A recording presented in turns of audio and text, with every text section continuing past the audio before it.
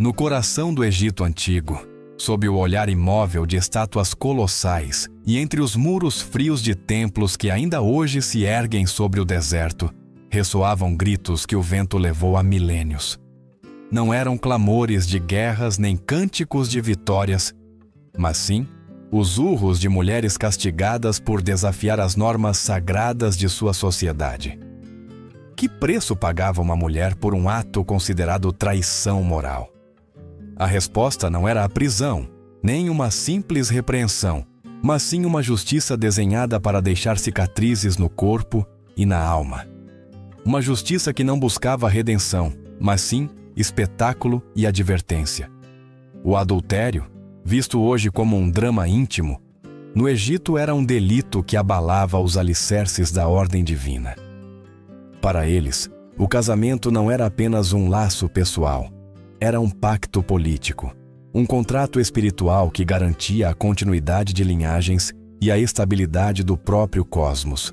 A infidelidade de uma mulher equivalia a quebrar esse pacto com os deuses, e a justiça, implacável, respondia com violência ritual. Não se tratava de castigar um desejo, mas de sufocar a possibilidade de caos. Nas praças abarrotadas, em frente a mercados e templos, os corpos femininos se convertiam em cenários vivos de escárnio. Os chicotes desciam uma e outra vez, levantando poeira e carne, enquanto a multidão observava com uma mistura de horror e submissão. Os castigos públicos eram uma linguagem.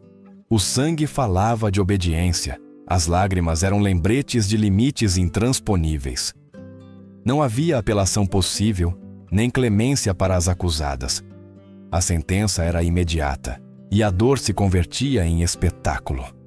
Mas por trás do castigo físico, escondia-se algo mais sombrio: a necessidade do poder de se reafirmar.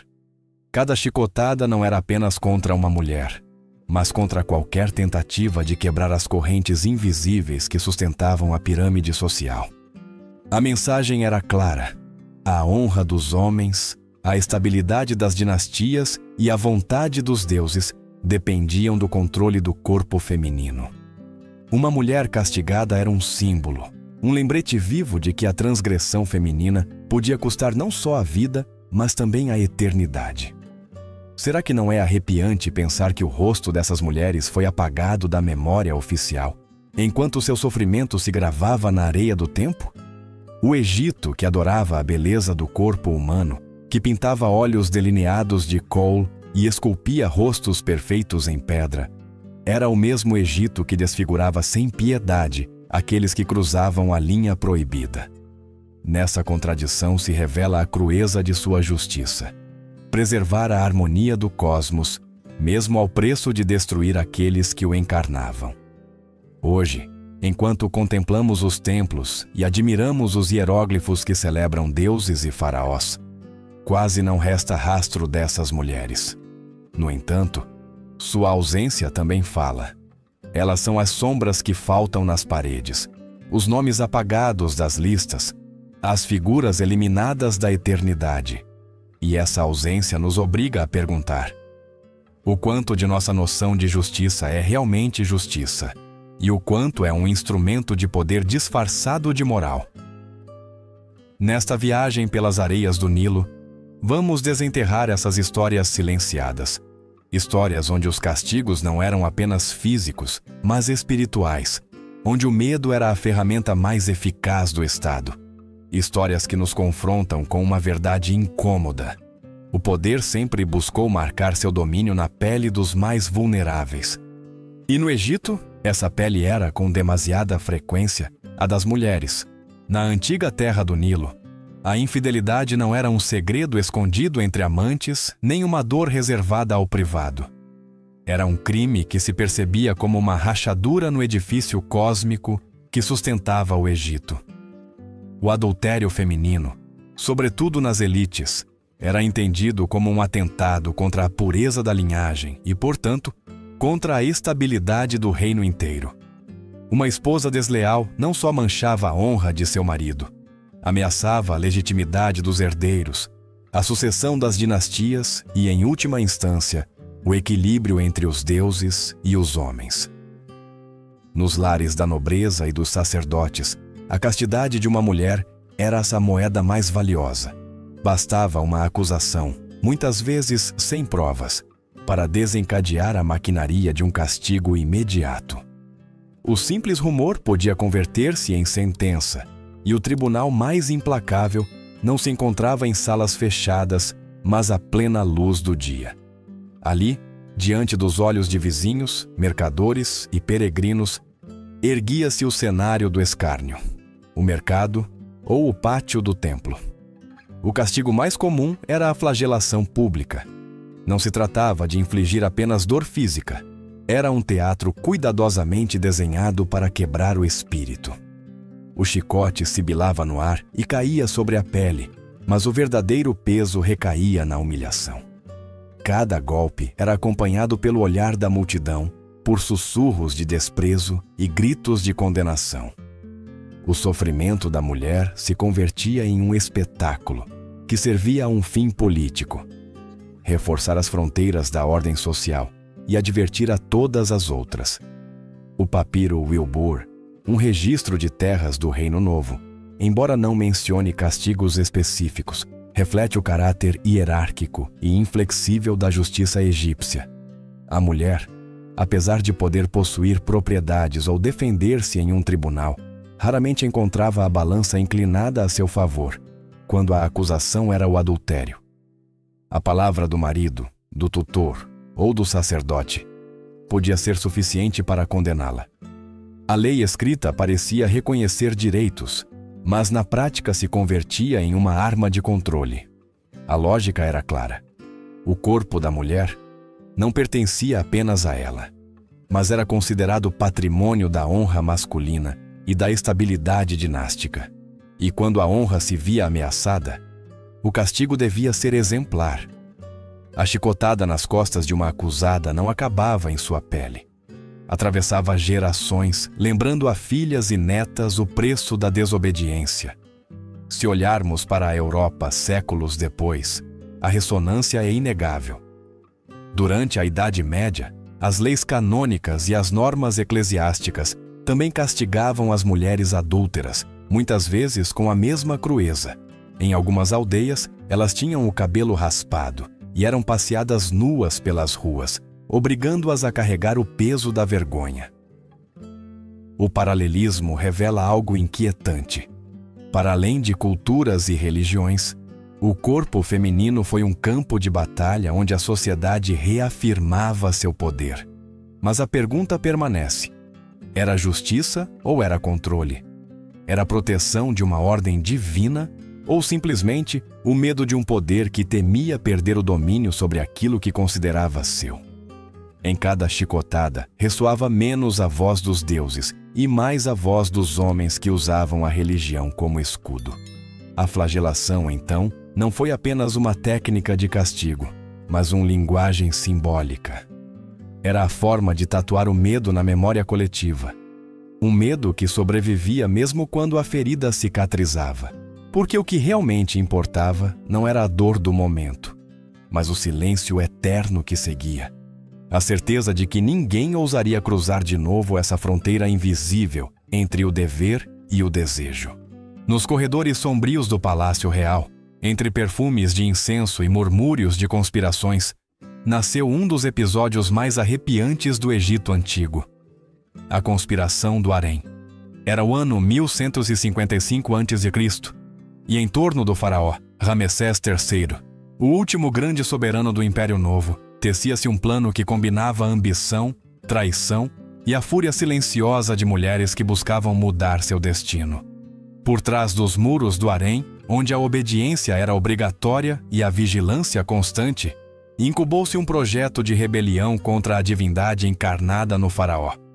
O centro da trama era Tiye, uma esposa secundária, eclipsada pela grande esposa real, mas com um filho, Pentaweret, a quem desejava ver no trono.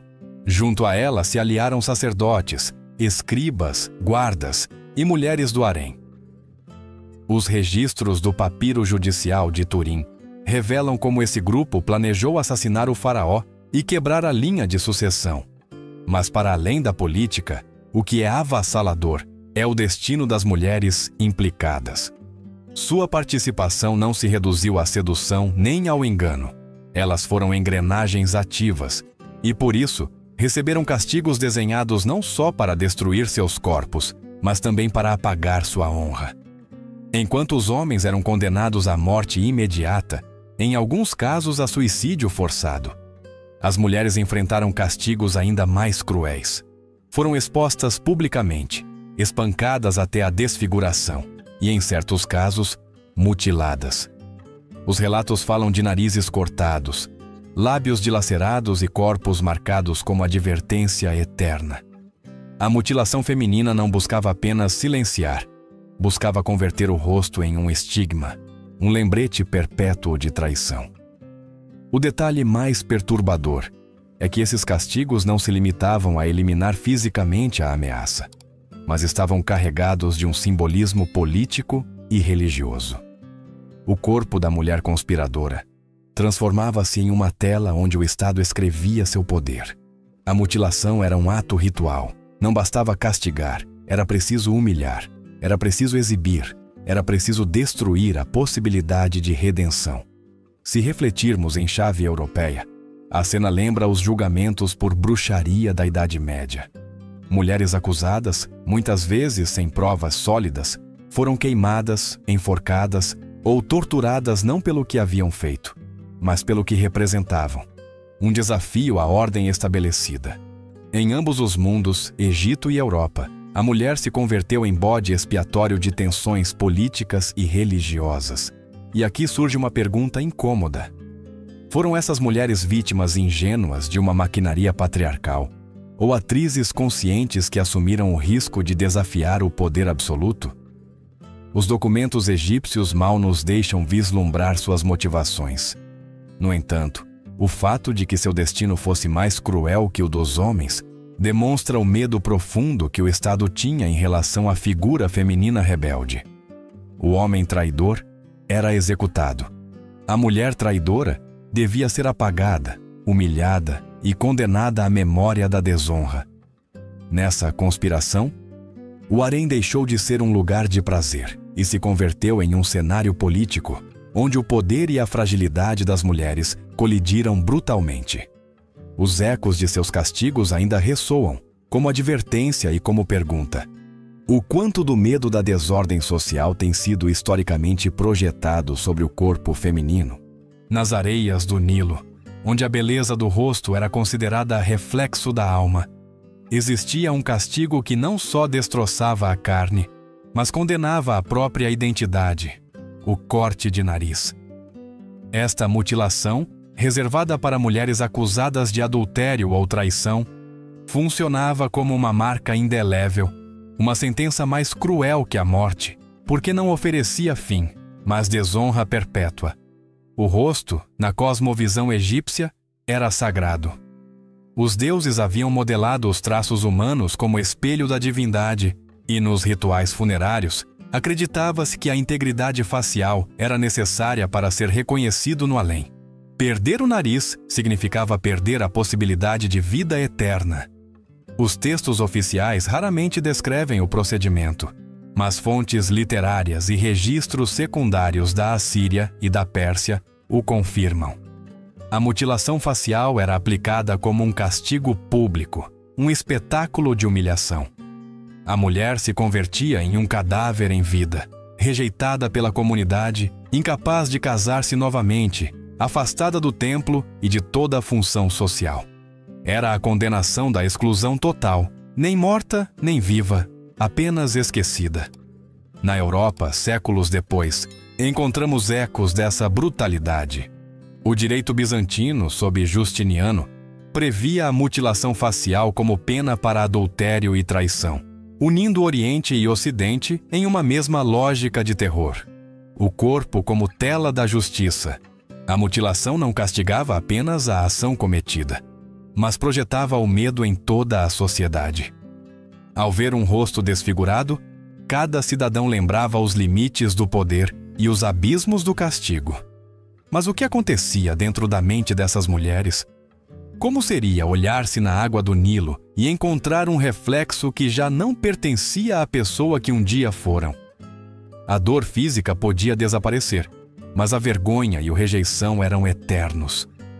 O nariz cortado falava por elas mais alto que qualquer palavra. Era a inscrição de um crime na carne, uma tatuagem de fogo que não permitia a redenção.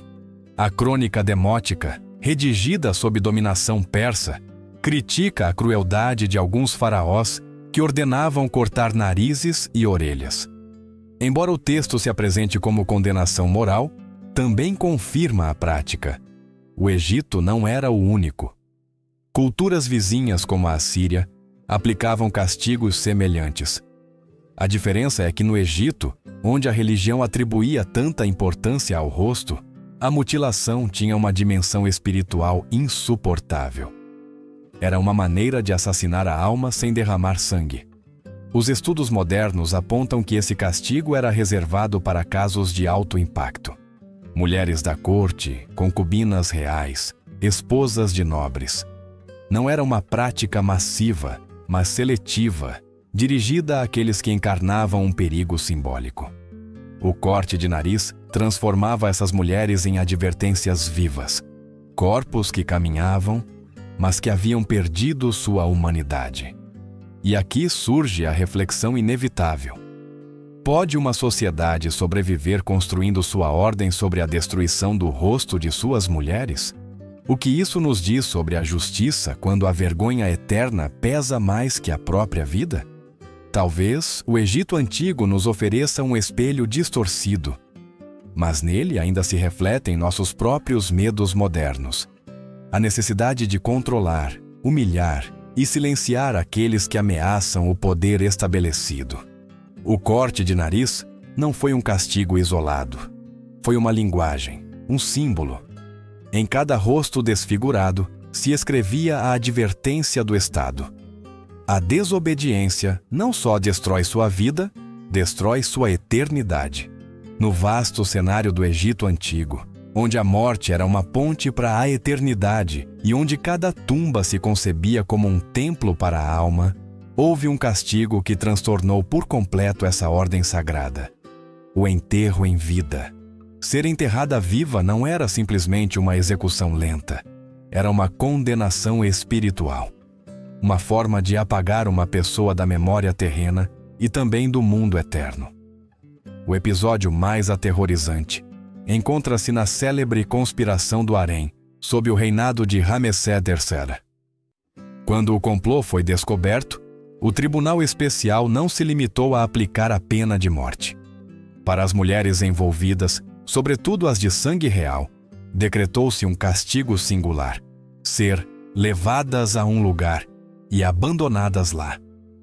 Egiptólogos e historiadores interpretam estas palavras como a descrição de um enterro vivo, executado em silêncio, sem testemunhas, sem rituais, sem tumba que as amparasse.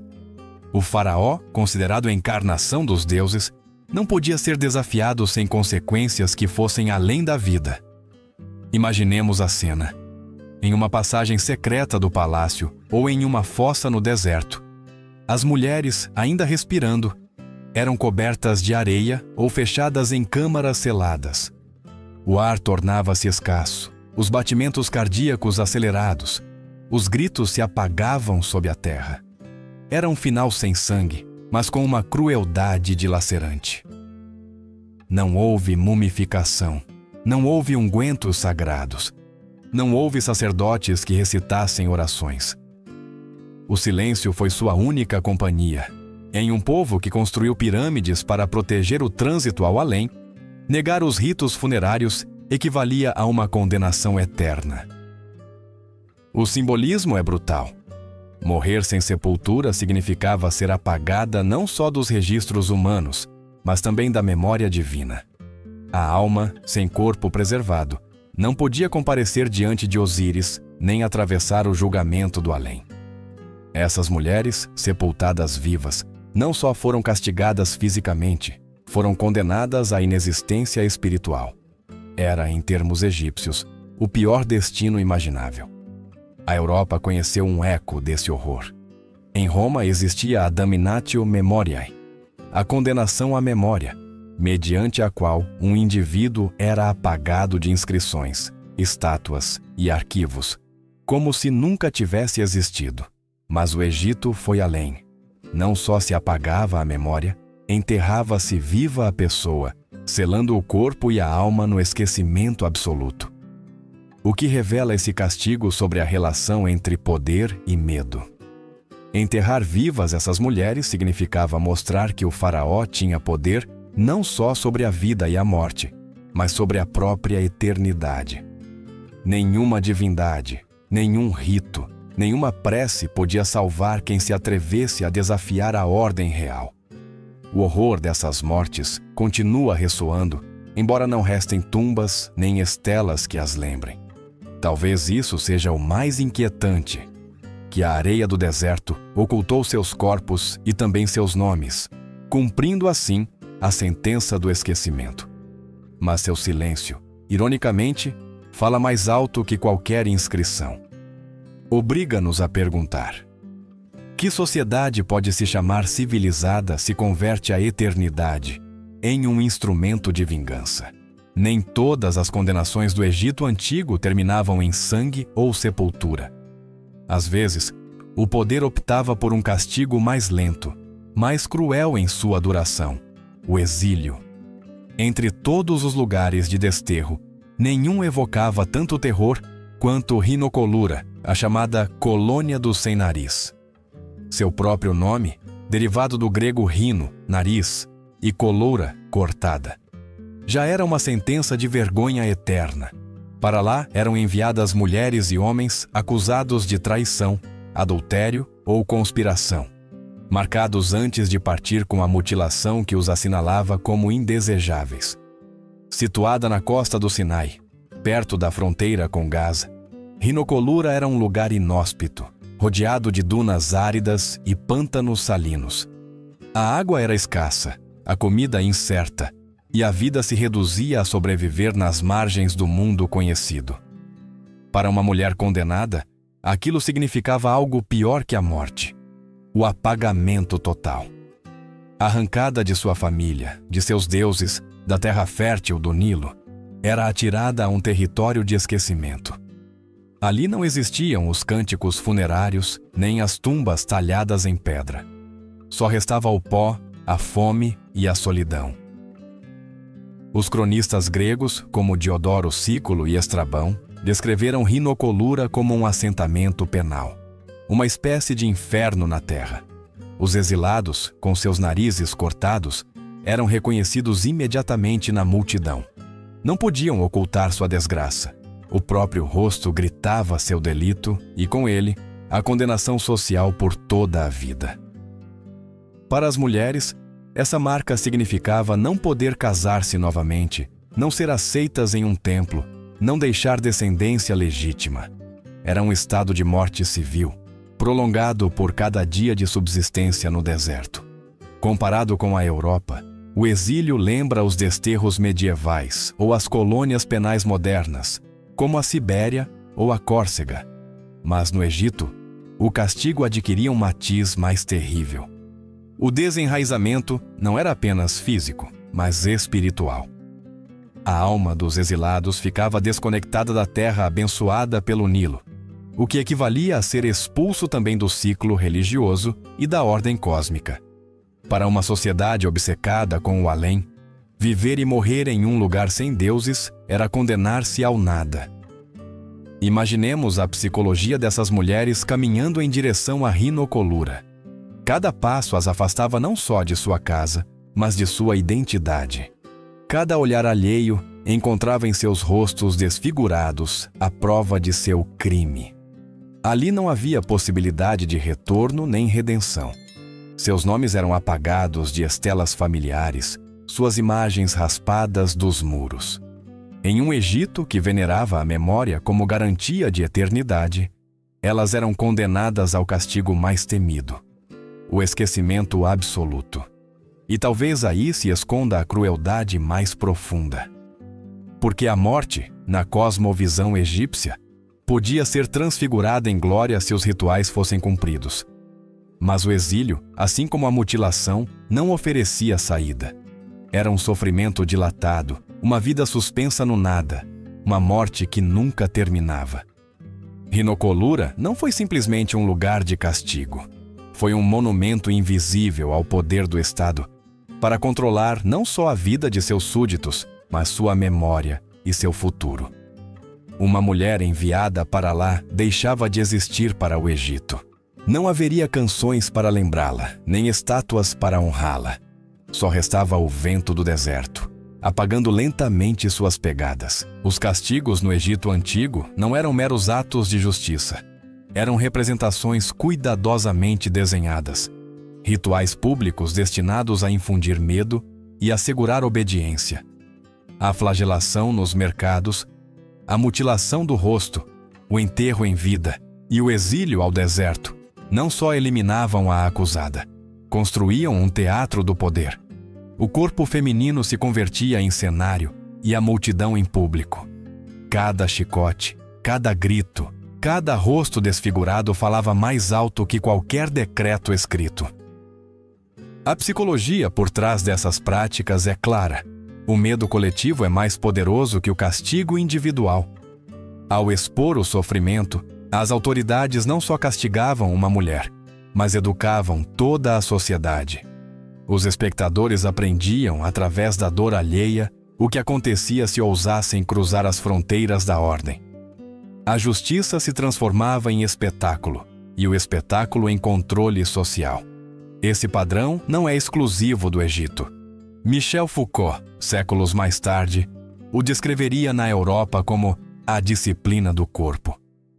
Os justiçamentos públicos em praças medievais, as execuções em frente a catedrais ou os passeios de mulheres adúlteras com o cabelo raspado e nuas cumpriam a mesma função: converter o castigo em uma linguagem visível. O Estado não precisava vigiar cada esquina se o medo já estava gravado na memória de seus cidadãos. No Egito, onde a religião impregnava cada aspecto da vida, o espetáculo adquiria ainda um matiz sagrado. A humilhação não era apenas social, era cósmica. Uma mulher marcada, mutilada ou enterrada viva não desafiava unicamente o faraó. Ela enfrentava os deuses, e a multidão, ao contemplar o castigo, participava como testemunha do restabelecimento da ordem divina. Assim, cada cerimônia de dor servia para reafirmar não só a autoridade do faraó, mas a própria ideia de que a justiça humana era reflexo da vontade celestial. Mas que efeitos psicológicos deixava na multidão? Ver uma mulher gritar enquanto o chicote caía, ou enquanto era arrastada para seu enterro vivo, gerava uma mistura de terror e alívio. Terror, porque todos compreendiam que podiam ser os próximos. Alívio, porque ao menos naquele instante, não eram eles quem sofriam. Essa dualidade, esse jogo de emoções, mantinha a sociedade em um estado de submissão permanente. O medo não se limitava ao instante do castigo. Ele se infiltrava nas conversas, nos sussurros noturnos, nos olhares de suspeita entre vizinhos. O rumor de que uma mulher havia sido castigada bastava para que outras reprimissem seus desejos ou até seus pensamentos. O poder do Estado se multiplicava porque já não era necessário vigiar. As pessoas se vigiavam umas às outras, interiorizando o medo. E aqui surge a grande pergunta: pode-se chamar justiça a um sistema que converte a dor em espetáculo? Não se converte então em um teatro macabro onde a verdade importa menos que a obediência? Talvez o mais inquietante não seja a violência dos castigos, mas sua eficácia. O fato de que, milênios depois, continuamos lembrando essas cenas como se o medo tivesse conseguido atravessar os séculos. O espetáculo do poder no Egito foi, em última instância, uma lição escrita em corpos. Uma lição que ainda hoje nos obriga a refletir sobre como o medo pode se converter na ferramenta mais sutil e mais devastadora de qualquer regime. No Egito Antigo, o corpo feminino não era apenas um espaço íntimo. Era um território onde se travavam batalhas de poder, política e religião. Cada castigo infligido a uma mulher carregava consigo uma mensagem que ia muito além de sua pessoa. Em uma sociedade onde o faraó era visto como a encarnação viva dos deuses, a obediência das mulheres simbolizava a estabilidade do cosmos. Quando uma esposa, uma concubina ou uma sacerdotisa quebrava essa norma, a própria ordem parecia vacilar. O mito de Ísis e Osíris oferece um exemplo revelador. Ísis, a deusa da fidelidade e da maternidade, representava o vínculo indestrutível entre esposa e esposo, entre vida e eternidade. Qualquer mulher que traísse seu marido era vista como uma negação desse mito, como uma ruptura do equilíbrio divino. Por isso, o adultério não era julgado unicamente como uma falta pessoal, mas como uma traição cósmica. O castigo devia ser exemplar, porque não se castigava uma só mulher. Castigava-se a ideia de desordem, de caos, de ameaça ao Maat, o princípio sagrado de harmonia e justiça que regia o universo egípcio. Nesse sentido, as mulheres eram utilizadas como instrumentos simbólicos. Seu sofrimento demonstrava a força do faraó e da lei. Seus rostos mutilados, seus corpos enterrados, seus passos perdidos no exílio serviam como lembrete de que ninguém podia desafiar a ordem estabelecida. O poder político encontrava assim um veículo perfeito no controle religioso do corpo feminino. A Europa não foi diferente. Na Idade Média, a Igreja utilizou as mulheres como exemplos de moral ou de pecado. Santa Maria, pura e imaculada, era o ideal inalcançável. Eva, tentadora e culpada, era a advertência eterna. Da mesma maneira, no Egito, as mulheres eram divididas entre as fiéis, portadoras de vida e estabilidade, e as infiéis, vistas como agentes do caos. A justiça não buscava equilibrar, mas sim reforçar essa visão binária. O pano de fundo político era inegável. Em conspirações como a do harém de Ramessés III, o castigo às mulheres não só eliminava umas rebeldes, também servia para consolidar o poder do faraó e deixar claro à corte que a traição feminina equivalia à destruição da linhagem real. A mulher se transformava em símbolo de ameaça ou de fidelidade absoluta, nunca em indivíduo com direitos próprios. E aqui surge uma questão que atravessa a história. Até que ponto a mulher foi realmente castigada por seus atos? E até que ponto foi utilizada como bode expiatório de medos coletivos? No Egito, como em muitas culturas posteriores, as mulheres não eram julgadas apenas pelo que faziam, mas pelo que representavam. A possibilidade de que a ordem desmoronasse. Ao contemplar essas práticas de hoje, compreendemos que as mulheres do Egito Antigo carregaram sobre seus corpos o peso de manter intacta a ilusão de harmonia. Foram o campo de batalha onde política e religião se abraçaram para reafirmar o poder de uns poucos. E o mais inquietante é que, em muitos sentidos, essa dinâmica ainda não desapareceu de nossas sociedades. Quando olhamos em conjunto os castigos impostos às mulheres no Egito Antigo, a flagelação pública, a mutilação do rosto, o enterro em vida e o exílio à rinocolura, descobrimos um padrão arrepiante. O poder utilizava o sofrimento feminino como um pano para escrever sua autoridade. Cada pena levava inscrita uma dimensão simbólica que ia além da dor física. O chicote na praça não só castigava a carne, lembrava a todos o preço da desobediência. O nariz cortado não era apenas uma ferida, era uma sentença de exclusão perpétua. O enterro vivo não só silenciava vozes, apagava almas da eternidade. O exílio não era simplesmente desterro geográfico, era uma condenação à inexistência. A lição mais dura que nos deixam essas práticas é que a justiça, quando se converte em espetáculo, deixa de ser justiça. Transforma-se em teatro do medo. E esse medo se incrusta na memória coletiva, transmitindo-se de geração em geração. No Egito, essas mulheres castigadas não tinham direito à palavra, mas seus corpos falaram em seu lugar. O Estado inscreveu em sua pele o que queria que a sociedade nunca esquecesse. De um olhar contemporâneo, é impossível não estabelecer paralelismos. Em Roma, a Damnatio Memoriae apagava os nomes dos traidores. Na Europa medieval, as fogueiras consumiam as chamadas bruxas. Na modernidade, as prisões e os castigos exemplares ainda buscam mais intimidar que reabilitar. Mudam os métodos, mudam os cenários, mas a lógica persiste. O medo como instrumento de controle. A humanidade deveria aprender que nenhuma civilização se engrandece à custa da humilhação dos vulneráveis. O Egito nos mostra sua grandeza em pirâmides e templos, mas também revela suas sombras nessas histórias de mulheres esquecidas. Por quê? De que serve alcançar a eternidade em monumentos se é construída sobre gritos enterrados? De que serve gravar nomes em pedra se ao mesmo tempo se apagam rostos da memória? As lições do Nilo são claras. Quando o poder se obceca em controlar os corpos e as almas, termina revelando sua fragilidade. A aparente fortaleza do faraó precisava do medo para se sustentar. E essa dependência demonstra que nem sequer os deuses encarnados podiam reinar sem semear terror. Hoje, ao recordar essas mulheres cujos nomes já não estão nos papiros, encontramos uma advertência para nosso próprio tempo. A justiça que humilha deixa cicatrizes mais profundas que as que cura.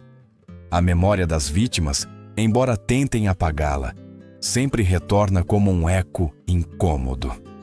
E talvez essa seja a lição mais humana. Que o verdadeiro poder não reside em destruir, mas em recordar. As areias do deserto sepultaram corpos, gritos e rostos, mas não conseguiram enterrar a advertência que o Egito Antigo nos deixou. Lá, onde se levantaram pirâmides para desafiar a eternidade, também se ditaram sentenças destinadas a apagar a memória de mulheres consideradas culpadas de quebrar a ordem sagrada. Flageladas em frente a multidões, desfiguradas com facas, enterradas em silêncio ou condenadas a vagar no exílio. Essas mulheres foram convertidas em símbolos do medo. Não morreram apenas como indivíduos, foram sacrificadas como lembretes vivos do que acontecia quando alguém ousava desafiar o poder. Hoje, ao olhar para trás, podemos sentir a crueza dessa paradoxo. Uma civilização que adorava a beleza, a harmonia e a imortalidade não hesitava em destruir o mais sagrado de uma pessoa: seu rosto, sua dignidade, sua alma. Uma cultura que venerava Ísis como mãe e protetora, castigava suas filhas com o estigma eterno. A pergunta que ressoa é inevitável. Aprendemos com essas sombras? Ou continuamos repetindo os mesmos padrões de humilhação sob novas formas? Porque embora já não existam chicotes nas praças, nem narizes cortados em nome da justiça, ainda vemos como o poder utiliza a vergonha, o medo e o espetáculo para dobrar. Ainda encontramos corpos convertidos em mensagens. Ainda vemos a exclusão como castigo. As cicatrizes do passado nos lembram que a fronteira entre justiça e tirania pode ser tão tênue quanto um grão de areia. Talvez o mais inquietante seja que essas mulheres, apagadas de estelas e tumbas, conseguiram sobreviver da única maneira possível, no eco de nossas perguntas. Elas são o silêncio que obriga a pensar, a ausência que denuncia mais que qualquer inscrição. E nesse eco encontramos uma advertência universal. O poder que se constrói sobre a dor sempre deixa rachaduras que cedo ou tarde se abrem. O Egito Antigo nos oferece, pois, uma dupla herança. Nos deslumbra com sua arte e seus templos, mas também nos obriga a olhar a face escura de sua justiça. A escolha está em nós: repetir o teatro do medo ou construir uma memória onde a dignidade não se sacrifique em nome da ordem. Agora a pergunta é sua. Que sentença corta mais fundo em sua consciência? A que mutila o corpo ou a que apaga a alma? Reflita, compartilhe sua visão nos comentários e não se esqueça de se inscrever para continuar explorando os segredos mais obscuros da história. Porque o passado nunca está morto. Às vezes, nem sequer passou.